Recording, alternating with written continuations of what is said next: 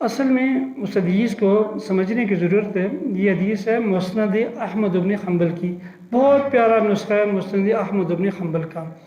پہلے 6 جلدوں میں چھپا تھا، پھر 14 جلدوں میں چھپا ہے۔ اس کی تحقیق کر رہے تھے دنیا عالم کے بہت بڑے محقق، بہت بڑے محدث شیخ البانی رحمہ اللہ کے شاگرد شیخ محمد احمد شاکر رحمہ اللہ، افسوس پوری تحقیق نہ کر سکے۔ اس کے بعد اللہ تبارک و تعالیٰ نے یہ توفیق بخشی، انہی کے ایک دوسرے شاگرد کو شعیب الارناؤوط حافظ اللہ تعالیٰ، یہ اکتوبر سن 2016 ہجری میں ان کے انتقال ہوتے ہیں، ابھی چند برس پہلے کی 2016 4 سال پہلے کی بات ہے، ان کا انتقال ہوتا ہے۔ اور یہ آخری عمر میں انہوں نے سلفی المسلک ہو گئے تھے۔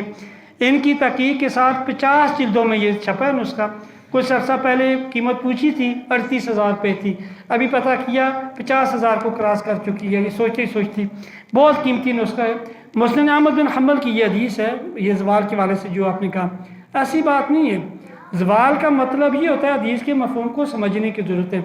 زوال کا یہ مطلب ہوتا ہے سورج جب پہلے چڑھتا جاتا ہے، ایک مقام پر جب بالکل پیک پہ چلا جاتا ہے، اس کا کلائمیکس ہوتا ہے، وہاں سے پھر اس کا آپ یہ کہتے ہیں کہ غروب کی طرف جب وہ آتا ہے، ڈاؤن فال شروع ہوتا ہے، غروب کی طرف آتا ہے، وہ اس کا زوال ہے۔ یعنی جب عروج پہ پہنچتا ہے، اس کے بعد جب نیچے آنا شروع ہوتا ہے تو اس کا وہ زوال کا ٹائم ہے، اس وقت نماز پڑھنا مکروہ ہے۔ 3 اوقات ایسے ہیں، جب سورج طلوع ہو رہا ہو، جب سورج غروب ہو رہا ہو، جب سورج کو زوال ہو رہا ہو، ان 3 اوقات میں نماز نہیں پڑھی جا سکتی۔ لیکن جمعہ کے دن مسند احمد بن حنبل کی حدیث کی روشنی میں کہ زوال کے وقت پہ نماز پڑھنی جائز ہے۔ زوال تو ہوتا ہے، وہ تو سورج لازمی بات ہے جب اوپر سے نیچے آ جائے گا، وہ زوال ہے اس کا۔ لیکن زوال کا ٹائم جمعہ کے دن مکروہ نہیں ہے، اس وقت نماز پڑھ سکتی۔ اس کا مطلب یہ حدیث مبارکہ کا بالکل صحیح حدیث ہے مسند احمد بن حنبل کی۔ اور حدیثوں کا نام ہم اس لیے لیا کرتے ہیں، اگرچہ بعض احباب کو شاید یہ تھوڑی دقت ہوتی ہوگی، مشکل میں آتی، تاکہ یہ بار بار یہ چیزیں یاد کرنے کے حوالے سے، جس طرح ڈراموں کے حوالے سے آپ دیکھتے ہیں چیزیں یاد ہو جاتی ہیں، کرکٹرز کے حوالے سے یاد ہو جاتی ہیں۔ یہ تو ہمارے آباء و اجداد ہیں، ہؤلاء آبائی فجئنی بمثلہم، یہ ہمارے آباء و اجداد، ان کے نام تو یاد ہونے چاہیے نا۔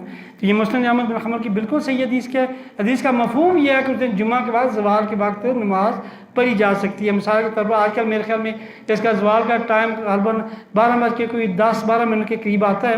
عام حالات میں وہ جب جو 5-7-10 منٹ ہوتے نماز نہیں پڑھیں گے، جمعہ کے وقت آپ نماز پڑھ سکتے ہیں، زوال کے ٹائم نماز پڑھنا مکروہ نہیں ہے۔ جب سورج طلوع ہو رہا ہے، یہ اشراق اور طلوع کے درمیان جو 10-12 منٹ کا گیپ ہوتا ہے، اس میں تلاوت کرنے میں تو کوئی حرج نہیں ہے؟ نہیں، تلاوت کی جا سکتی ہے، صرف نماز پڑھنے کی ممانعت ہے۔ تلاوت کی جا سکتی ہے، سجدہ تلاوت اگر آ گیا ہے اس کی گنجائش ہے، سجدہ تلاوت کیا جا سکتا ہے، لیکن ان اوقات میں صرف وہ نماز نہیں پڑھ سکتے، نماز نہیں پڑھ سکتے۔ اور پھر طلوع کے وقت، صبح کے وقت اگر سورج طلوع ہو رہا ہے، آپ اتنا ٹائم دیکھتے ہیں، آپ کو اپنی سپیڈ کا، اپنی رفتار کا پتہ ہے، اپنے یوزول روٹین کا کہ میں کتنے وقت میں پڑھ سکتا ہوں۔ اگر صحیح حدیث ہے رسالت مآب صلی اللہ علیہ وسلم کی کہ اگر کسی شخص کو یہ یقین ہو کہ میں 1 رکعت طلوع سے پہلے پڑھ لوں گا، نماز شروع کر دینی چاہیے اور پھر دوسری طلوع کے دوران مکمل کر لینی چاہیے۔ اور اسی طرح سورج غروب ہو رہا ہو، یہ یقین ہو کہ میں آدھی نماز یعنی 2 رکعت غروب سے پہلے پڑھ لوں گا، 2 دوران غروب بھی پڑھ سکتا ہے۔ اس کے حوالے سے ہمارے جو حناف بھائی ہیں وہ صبح کی حدیث کے حوالے سے تو، شام کی حدیث کے حوالے سے تو عمل کرتے ہیں، اس کے تو قائل ہیں، صبح کے حوالے سے قائل نہیں۔ تو ہم کہتے ہیں پوری حدیث کو لیجئے، جب آدھی کو لے رہے ہیں، حدیث ایک ہی ہے، ایک ہی سند ہے، ایک ہی متن ہے، اسی سیاق میں ایک ہی سیکوینس میں چل رہی ہے، تو پھر پوری کو مان لیجئے، تو اس دوران پڑھی جا سکتی ہے۔ البتہ پڑھ لی ہے تو اس کے بعد دوسری نماز آپ کچھ بھی نہیں پڑھیں گے۔ یہ وراثت کا جو قرآن نے ڈیفینیشن کی ہے، تو باقی لوگوں کی حیثیت آ رہی ہے، اس میں مثلاً میں ہوں، اب میری جو وراثت ہے، میں اپنی وراثت کا حصہ اپنی بیٹی کو دوں گا یا میری وراثت میں میری بیٹی بھی شریک ہوگی؟ اصل میں اس کا جو سلسلہ ہوتا ہے، آپ وراثت دیں گے نہیں۔ پہلی بات یہ ہے کہ وراثت دی نہیں جاتی، وراثت بندے کے مرنے کے بعد تقسیم ہوتی ہے۔ شروع میں جو کچھ دیں گے وہ ہبہ ہوگی، سب گفٹ جس کو کہتے ہیں، اور وہ ہبہ ہوگی۔ ہبہ جو ہوتی ہے وہ اس کی 2 چیزیں سامنے رکھنی چاہیے۔